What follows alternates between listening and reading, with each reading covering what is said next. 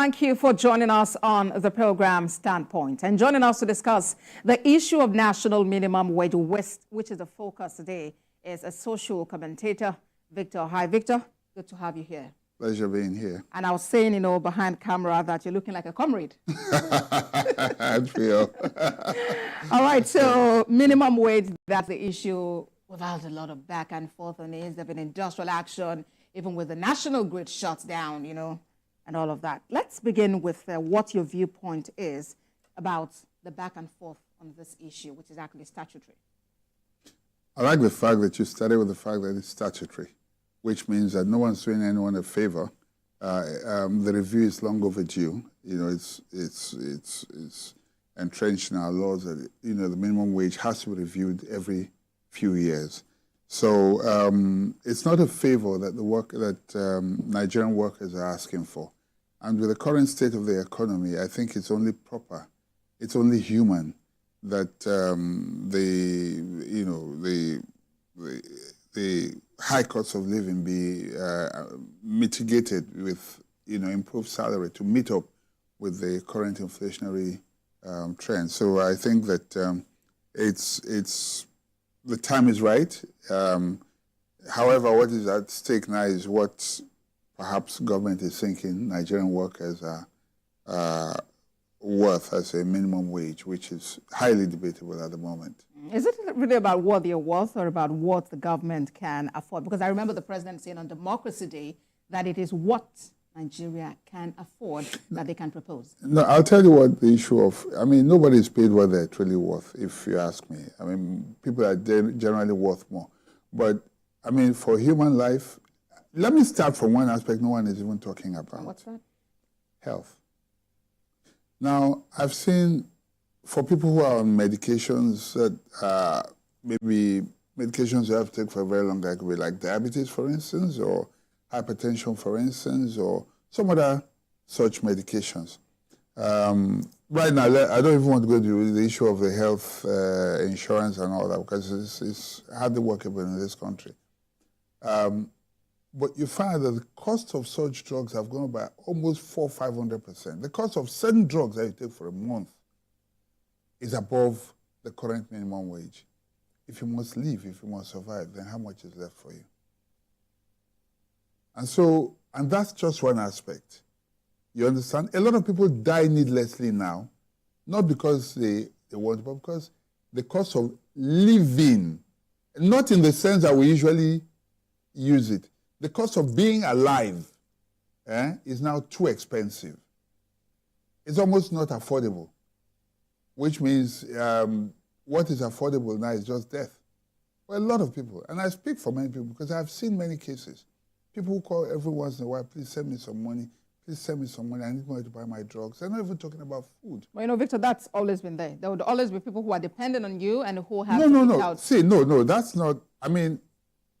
It's never been this bad. Let's face it. Let's be honest. And so, coming back to the issue of wage, so what needs to be done is at least, and we can begin to do a bit of calculation right now.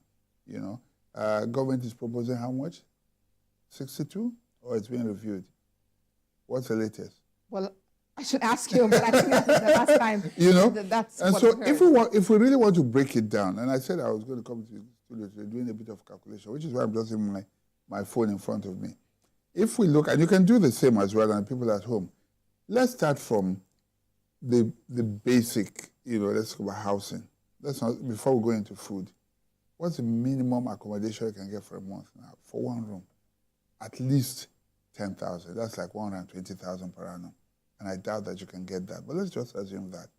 For electricity, with the current cost of electricity, even if you don't spend anything, you put 5,000 there. Can you do that? Let's do a bit of calculation and let's see where we arrive at. You're a bit unwilling. Why don't you do it? You can do that, Victor. I'm the one running the show. So, Victor, let's get to the point about affordability. You've raised a number of points, but you also realize that in the actual sense, government shouldn't propose something. Let me talk about affordability. And Victor, sorry, if I may land on that, this doesn't concern only the federal government. Ideally, it concerns the constituent units, talk about the states and subnationals, and then it also concerns organized private sector. If, for instance, government chooses to, tow the path that labor is towing, which is 250,000 naira, it does mean then, Victor, that you would normally be paying your house help if you have any, your driver if you have any, that same amount. Is that affordable for you? Ask yourself why it's not affordable. And let me just answer the question. The reason why it may appear not affordable, if for instance, wages increase, of course, the economy, you might talk about inflation, but there's also going to be reflation because more money will come in, okay? Which means there's more spending power, okay? But that's not the issue here now. That's neither here nor there. The thing is this. If we begin to look at, can you afford this can you pay that for can you pay your driver 250,000? What money is what money can buy. At the point in time in this country, graduates were paid salaries of 250 naira and less. That was, at today's rate, you say that's chicken feed. That's like nothing. But the important thing was that 250,000 could meet all their basic needs. Now, the reason we're having problems in the country today is because those things that should make life easy for us, cost of fuel, for instance, and you know that has ripple effects on almost every area of the economy, okay? So if you're a barber, for instance, the cost of, right now, electricity is almost at the same cost with buying fuel. It's so expensive. And then the alternative, if you say, okay, you get to buy fuel, that is very expensive. The alternative, which is your electricity, is also expensive. So, and not only that, the schools are increasing their fees for your children. Your landlord is increasing because he also needs to survive. The market woman is increasing. Everything else has gone up but the salary. So which means that salary that you have, and I say this to you because you're an employer as well, okay? Your salary has been static at the same amount. Everything else so it keeps shrinking and shrinking and shrinking and shrinking till you get to a point now where it doesn't even take you home. From the day you receive your salary is as good as gone. With the indices you have mentioned, what really is a workable solution? Is it wage increase, and at what percentage? Or more about economic stabilization, something sustainable? Now, let me use the word sustainable rather than economic stabilization, because the economy is right now destabilized completely the way it is. But it can be stabilized, can't it? Well, I don't know about being stabilized. There are policy decisions. If you permit my saying this, there were some reckless policy decisions that were taken. Yes, the IMF and the rest may say, oh, way to go, way to go, way to go. But I tell you that most countries will think about political stability and economic stability above everything else. Why do I say so? And what are your priorities? And I say this, I'm not insensitive. I just want to say this so that the public does not misunderstand me. Where are our priorities? If you're spending how many billions now for pilgrimage, you say to yourself, is that a priority right now? Because this is something that is personal for individuals. I mean, you can give them the rates, you can give them dollars at a rate that is affordable. Then you are subsidizing. I can understand that. But the kind of budget that was allocated for pilgrimage, I can't quite remember the figure now. Is it 150 or 92? Do you remember? I can't remember exactly. Please don't look at me like that. Well, I do not want you to lose you, so that's why my focus is on this. So let me come back to that. Yes, when please. You look at the kind of insane money that goes into places, and now let me begin to mention them. What was used for refurbishing the VP's quarters, for instance, and where some of these monies are going to, it just doesn't make sense. And to put things in proper perspective, we call billions billions. People don't understand what a billion is. Let me locate. I've said this, I think here or one or two places before. At the rate of 50,000 naira every day, you wake up, you go and take 50,000 naira. Tomorrow you wake up, give me 50,000 naira. It will last you 55 years, less about a month or so. 1 billion naira. 1 billion naira. Okay? It will last you for 55 years at the rate of 50,000 naira every day you wake up. Do the math if you have a calculator with you. It lasts you 55 years, less 1 or 2 months. Okay?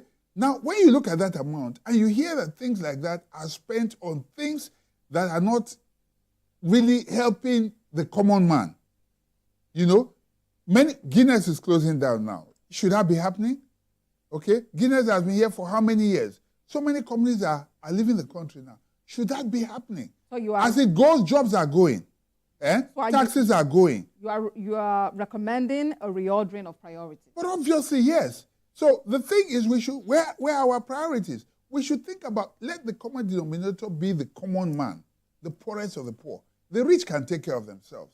If every policy is directed at making sure that the poorest of the poor are at least comfortable, that whatever they have can take them home, then we can begin to, then the economy is then balanced. Where the middle class is almost non-existent, what you find is a situation where every rich man driving has his eyes on the rear view mirror because he doesn't feel comfortable. He knows he can be attacked. It can be meal for the hungry at any time, unfortunately.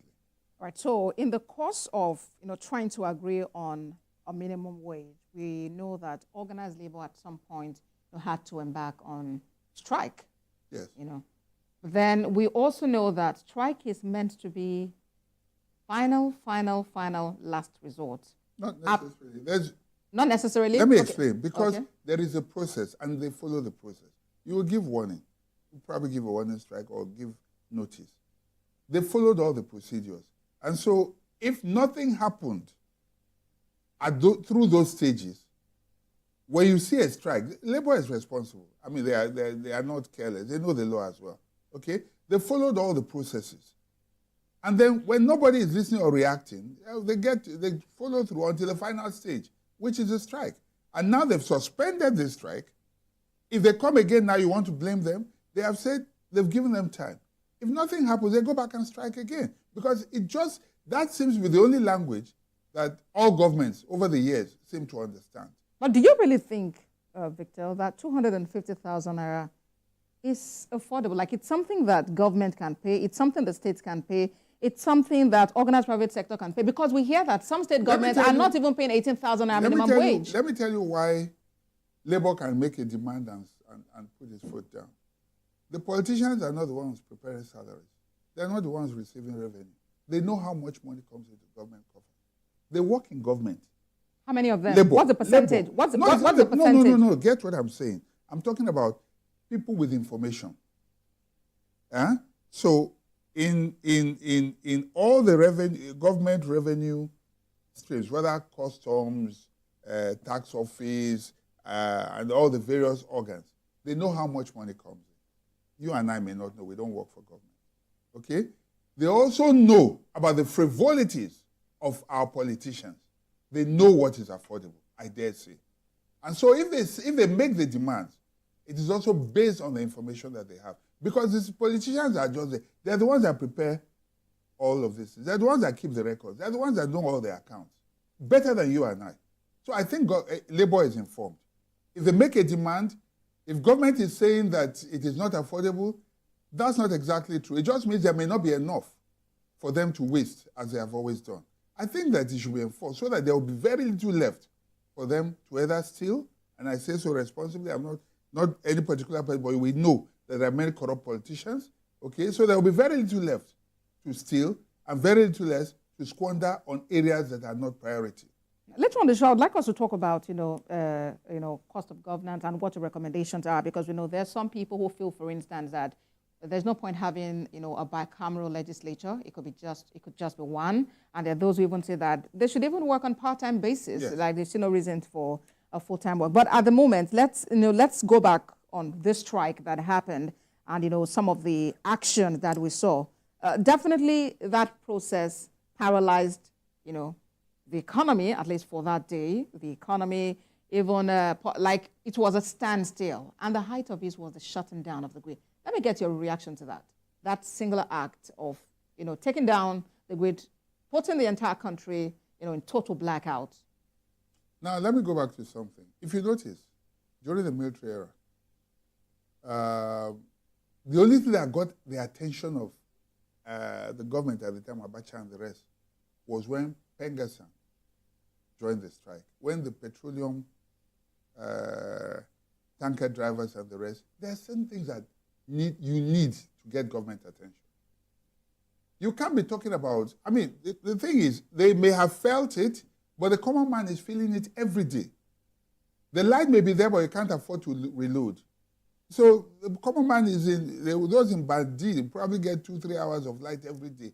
So it doesn't make much difference to them. So the common man is already down. Say that is down, this fear no fall. The common man is already down. So that didn't affect the common man. It shook the political elite. That is the kind of language they hear. When you say something once, they think you're joking. You say it the second time. So you use whatever power you have. But that's a national security issue because it's a national asset. And ideally, that shouldn't have happened. And some have even recommended that ideally, for Victor, yes, if I may land, some have even said that for that singular act, ideally, yes, everyone involved who spearheaded that ought to be behind bars. Well, I would love to see them put them behind bars. But then, of course, also, you know that they reached an agreement that, you know, some of the when I say lock, get my language. Before the relaxation, dare to lock them up. Before the relaxation, yes, of that, you know, strike, what they then agreed on was that, okay, nothing will be done to, you know, labor, like they won't be victimized.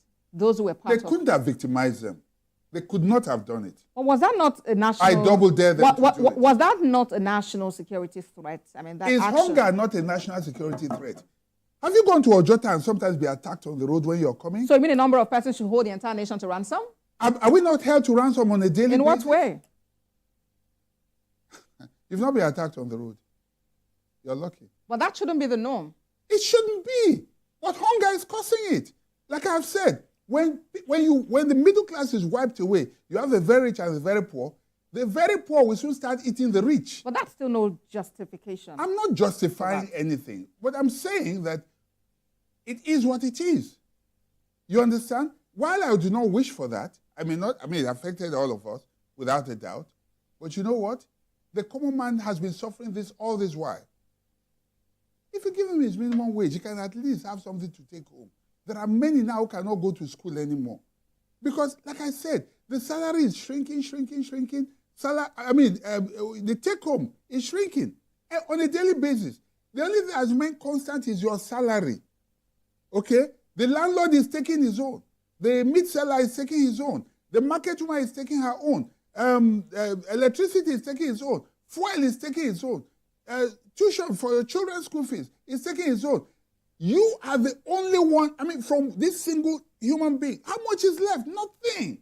But Victor, really, if we may look at this again, earlier we're talking about affordability, 250,000 naira, right? Let me say something about that number. Yeah. You see, I have in my possession, I wish I thought about it, I would have brought it.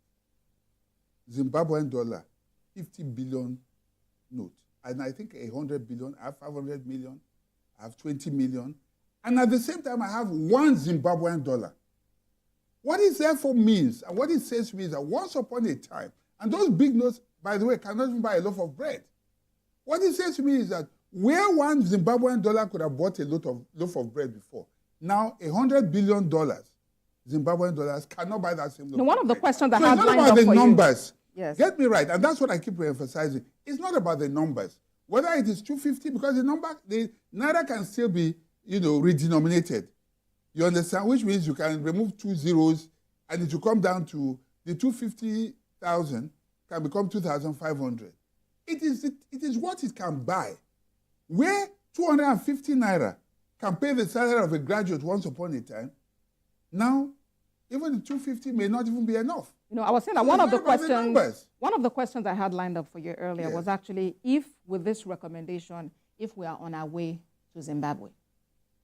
Well, if government is not listening and doing what it should do and is headstrong, not being sensitive, we're very well on our way. It's not doing because if we think that we're on our way. Because if we think that all we need to do is to increase the wage, bearing in mind that there will be inflation, which is something you referenced earlier. If you ask me, I will tell you what I think we should also be looking at. Okay, we'll talk about those recommendations, but Victor, let's take a moment. Important. Yeah, let's take a moment. When we come back on Standpoint, we'll continue the conversation. Please with us.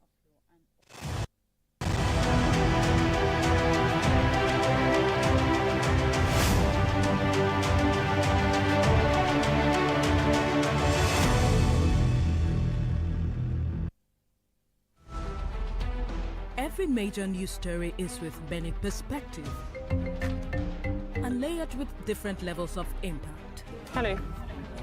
What time did this happen? We will be right there.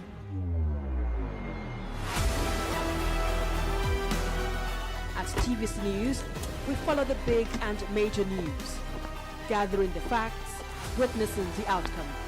I am here live at the aftermath of the approval of the new national minimum wage. We are TV Station of the Year, not just for breaking news, but for being first, fair and accurate. TVC News, first with breaking news.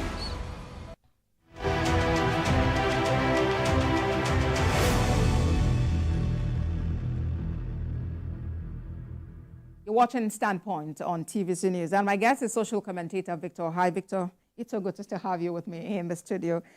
And of course, we're talking about the issue of the national minimum wage, which is like a thorny issue, which has somewhat, pit the organized labor, against the federal government in its quest to get a figure, which it says will not return Nigerian workers to that starvation point. A minimum wage that can actually take them home, what they call living wage. So before the break, Victor, we were talking about what you think should be done, to help the situation. And what's that? Every responsible, I'm picking my language very carefully, every responsible government will always think about its citizens, especially the poorest of the poor, to protect its citizens. Americans subsidize their farmers. The reason is if they don't do, and people will tell you in America that food is cheap. You have heard about the food riots. It was a food riot that started the Arab Spring. A loaf of bread. I don't know if you recall. A loaf of bread crisis. That's what started the Arab Spring in Tunisia. And then it spread across. So governments will look at this and say, you don't say, oh, it doesn't matter. I will repeat what I've always said. When the poor get hungry, they start eating the rich. It's not a doomsday prophecy. So we need that thing. When fuel was being subsidized, the thing we need to do, and that's not being done. We have just heard again now that several trillions, almost 9 trillion or over 9 trillion, has already been spent on subsidy that we were told was removed. And I'm saying, how? Where? How did this happen? And then that happened, and yet fuel is still at the cost that it is. Okay, so initially, were you against the idea of removing subsidy on petrol? I mean, the truth is, I wasn't even sure whether there was subsidy or not because I don't have the information. I'm not in government. So you would have wanted government to keep paying, subsidy on petrol. I'll say this to you about subsidy, petrol, and all that. We need to have the facts. Till tomorrow, nobody has been able to tell us the truth. Before Buhari came, he said there was no subsidy. Later on, he came in, and then they were talking about subsidy. Okay? How could we have heard that there was no subsidy? Because we know that when Goodluck Jonathan was there, he made an attempt to remove fuel subsidy. Yes. But then he was, strongly opposed, exactly. And the idea died. So there couldn't then have been talks that there was no subsidy. You see, there are conflicting. Everything about subsidy is conflicting and shrouded in secrecy. Okay? Now, if we have the facts and we don't have the facts, I don't know anybody who truly has the facts. Now we have been told it's been removed. And in the same breath, we are told now that 9-point-something trillion has been paid for subsidy. I don't know if you're as confused as I am, but I'm not ashamed to admit that I'm confused. I don't know who to believe. I don't know what the truth is anymore. But if that be the case... But, Victor, this figure you're mentioning, is it confirmed or is it mere speculation? It's not speculation. Confirmed by or from what source now? Let me see if I can recall the source right now. Okay. If I do, I'll let you know. If we have another break, I'll confirm and let you know. Yeah? But it's from government, from what I gather. But we can confirm. And if it's not, it's okay. I'm not saying it's okay, but All right, so it means it can't be substantiated, yes, at least for now. Yeah. So, so the thing is, if fuel will help the common man survive, and you know that fuel, like I say, it has this, ripple effect across the economy. We all know that. You touch fuel, is like the life wire. If that is what it takes for food to be down, if that is what it takes for transportation to be affordable, if that is what it takes for, prices to be low. When it was being subsidized, we lived well. We didn't die.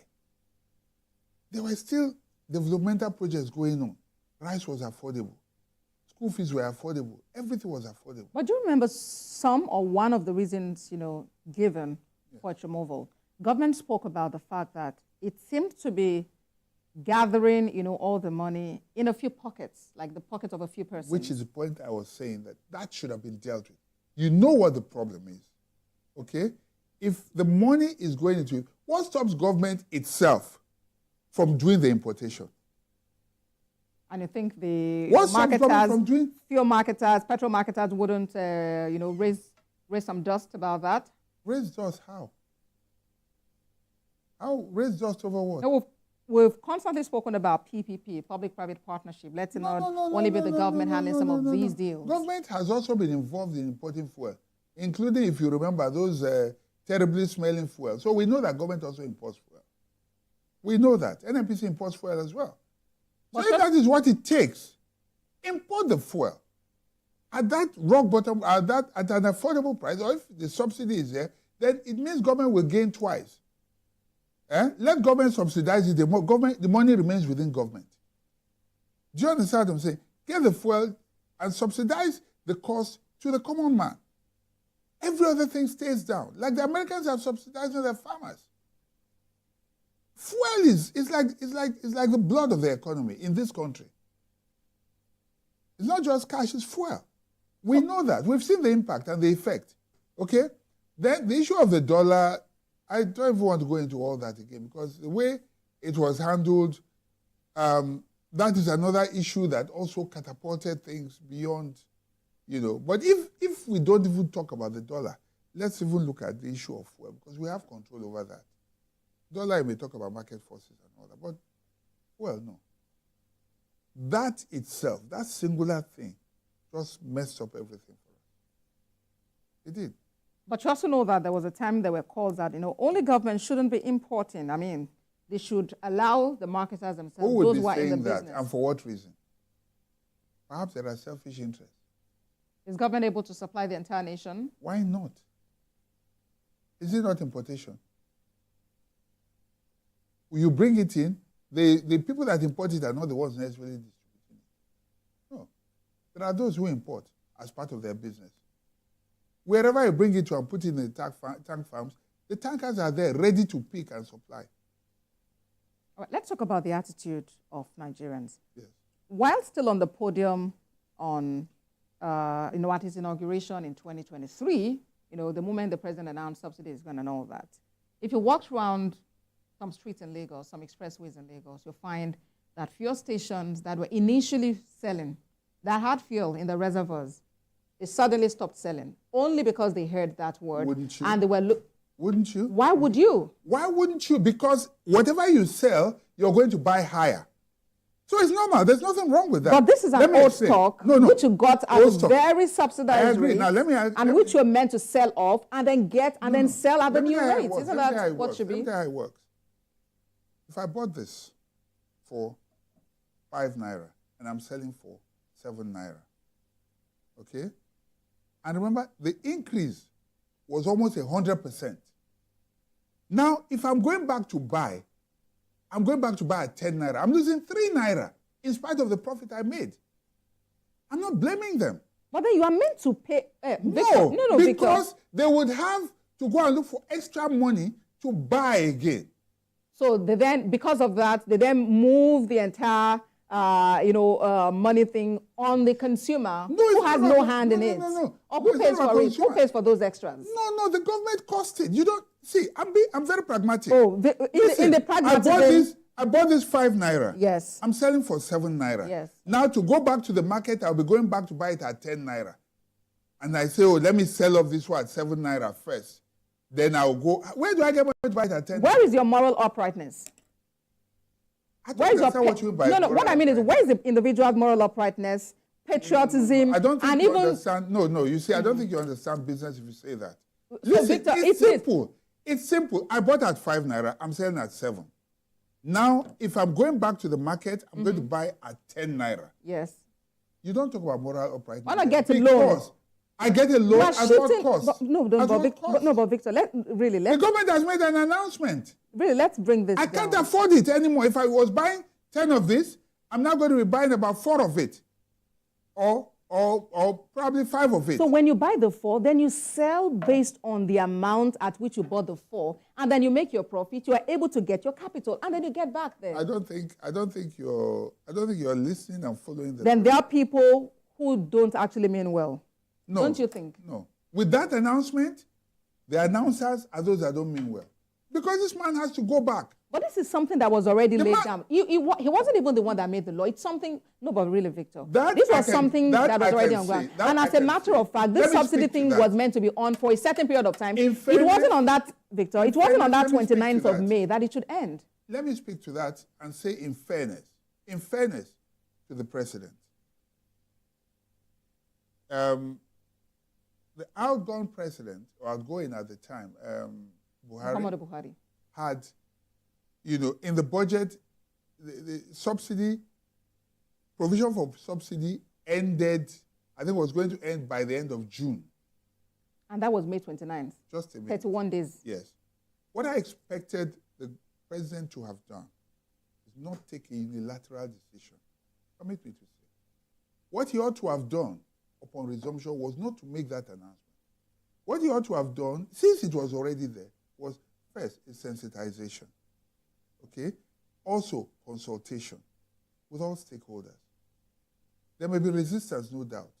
But the truth is, it has been removed from the that provision. Fiscal. Yes, it has been removed from the budget.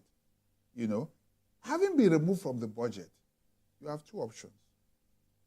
You can stick with it and do all the explanation and hope that Nigerians will buy into it with your reasons, or you can do a supplementary budget if you want to sustain it. It's simple. Those were the 2 options. Okay? So now he did not do the consultation. He took that was the first thing he made.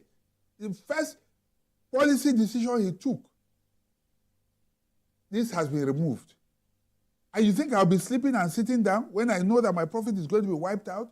I sell off and I cannot go back and I will not be able to afford it. Speaking about the retailers, yes, and the marketers.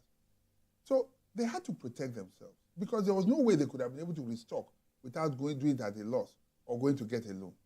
Secondly, I thought he should have consulted. You understand?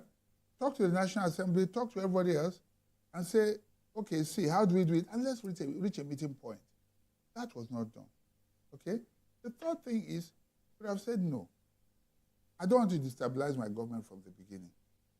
Okay? I can face it. Let me, continue to subsidize until I find a direction. Because although he was part of he's in the party, he was not part of the administration. You understand? So he acted without full information. If he had full information and he acted, then he was deliberate.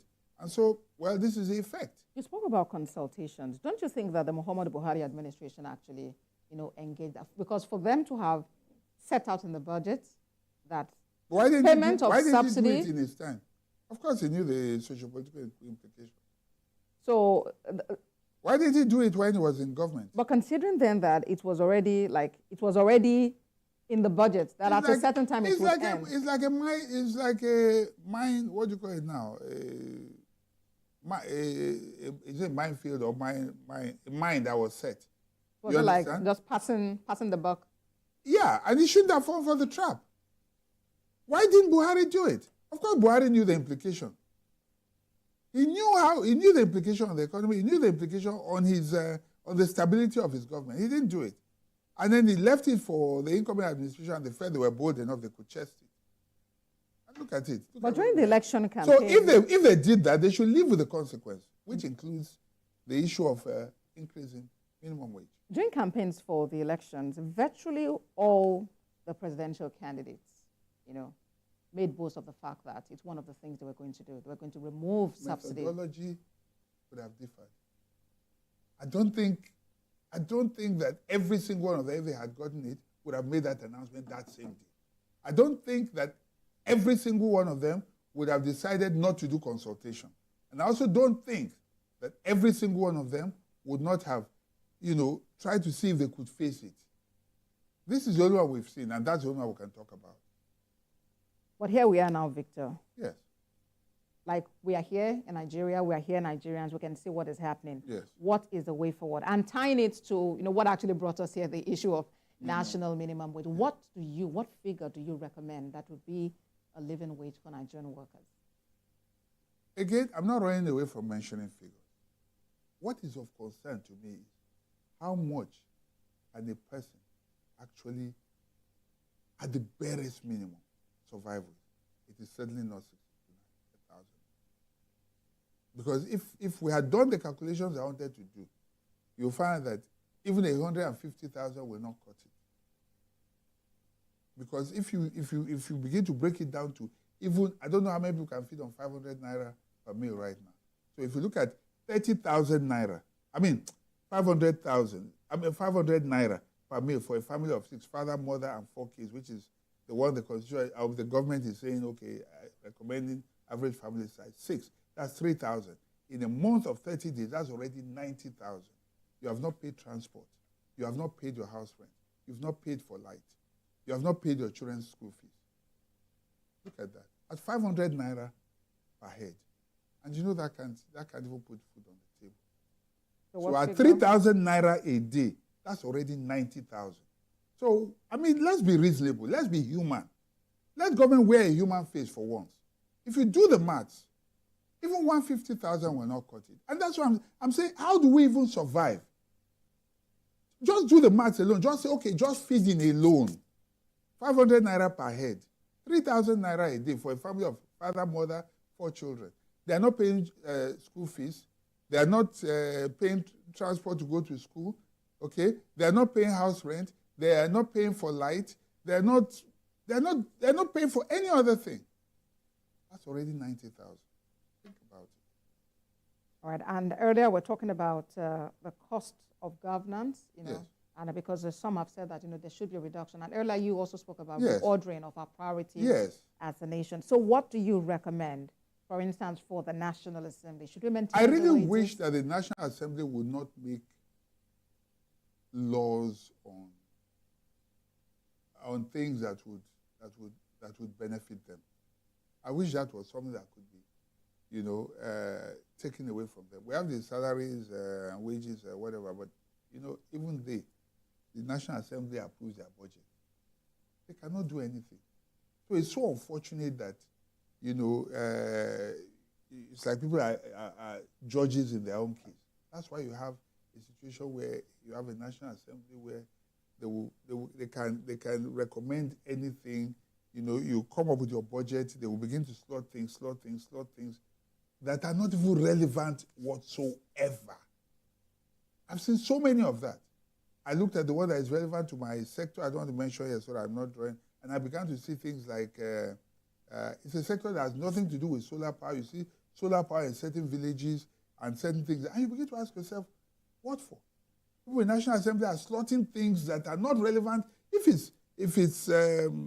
you're talking about, what can we say, Ministry of Works, for instance.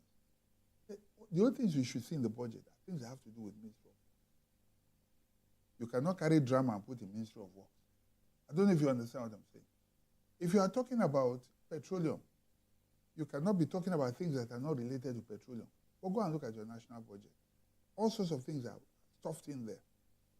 For what? They're all looking for ways and means of filtering away funds. So you want a reduction of the powers of the National Assembly? Their powers, yes, should be limited. They should not make laws that benefit them. So who would make such laws? How would it be structured? The problem has been there have been issue. Unfortunately, nobody can change it because they are the ones that make the laws. So if you say change the laws, they are the same ones. And they will not make a law that will not favor them, unfortunately. Some of them are making a case for, parliamentary system of government. Yes, we'll have to wait and see how it works. Would you support that? Or would you maintain? For me, you see, however the system is, the mental attitude is what is more important. People will still twist things. It will work, but we had it before and we had the problems that we had. But maybe it might cut down the cost of governance because the ministers will come from there. You understand what I'm saying? So you're not getting a different set of people as ministers. You understand? And then you're having just one National Assembly, Parliament. Okay? So it might cut down the cost. The bicameral system is too expensive for us. Damn too expensive. Excuse me. And if we're unable to get back to parliamentary, if it's still, the bicameral that we're running at the moment, what do you think? Should it now become a part-time basis? I would recommend that very strong. Part-time, and it's not just, when you say part-time, beyond part-time, even the allowances and all the things, and even then, none of them should be accommodated. Just, you take an amount that is recommended for accommodation, just take that. I don't even think they should be accommodated, quite frankly. So they should look for their way to, just get to the assembly. That's it. I mean, it's, these are people who are supposed to have been comfortable already. You don't come there to earn a living. No, it shouldn't be. You come there to serve. Unfortunately, the reason many of them have remained there over the years is that they can't do any other thing. Government has become business. All right, so as we go from here, what is your, what is your chart? Because really, I'm wondering if Nigeria can afford another strike, by organized labor. Nigeria can afford another strike. If it will reset the system such that we can, you reboot when your system is not working very well, you reset it. How much resetting of the system has it done in the past? Huh? How much resetting of the system has, have industrial actions had in the past? Oh, industrial action was what NADECO used to bring us to where we are now, to win democracy for us. So we need a lot of reset. So whatever it takes to make government listen and look after the interests, not of the rich, but of the poorest of the poor. I think any such action is necessary, and I think is welcome. But more importantly, I want to appeal to government. They may mean well, but they probably are not listening to the right people. There's so much suffering in the land. There's so much hunger. There's a need to design policies that favor the poorest of the poor, not the middle class, not the rich. So some of the interventions in the past, giving of grants to, the poorest of the poor, those grants. It doesn't get to them. Where does it? I don't know. It doesn't get to them. Well, we see pictures of people receiving. Leave pictures. How many people do you know have benefited? Be honest. Be truthful to yourself. Among the poor, how many do you know you are live witness to that have benefited? Let's not deceive ourselves. Politicians will still corner it. They will still use it as campaign materials, to say, okay, we did it. And so many things are played to the camera. So it's not, these things don't help. So going forward. Those grants, nobody is looking for handouts. Nobody is looking for grants. All I say is an enabling environment for us to live and do our business. That's all we need. Let there be light. Let there be fuel, affordable fuel, so that we can do our business. But none of these things exist right now. All right, then. Social commentator Victor Hyde, it's been good having you on the program. I hope the next time, we talk, we would have a new minimum wage. And for me, it's not about numbers. I would repeat, it's not about the numbers. Is can we have, even if it's 250 naira, one that people can actually survive with? That's what I'm interested in. I'm not interested in the numbers. Whether 250,000 or 25,000, it's not important. If the environment is conducive enough for whatever you take to be able to take you receive to take you home, that's what I'm after. Victor Hyde, it's been a pleasure having you here. Thank you so much for joining us on the program. Thank you for having me. Well, that's it on our show today. We thank you very much for being a part of it. Remember, you can watch the repeat broadcast at 11 p.m. today and 5 a.m. on Sunday. Thanks again for watching. I am Affordability. Have a nice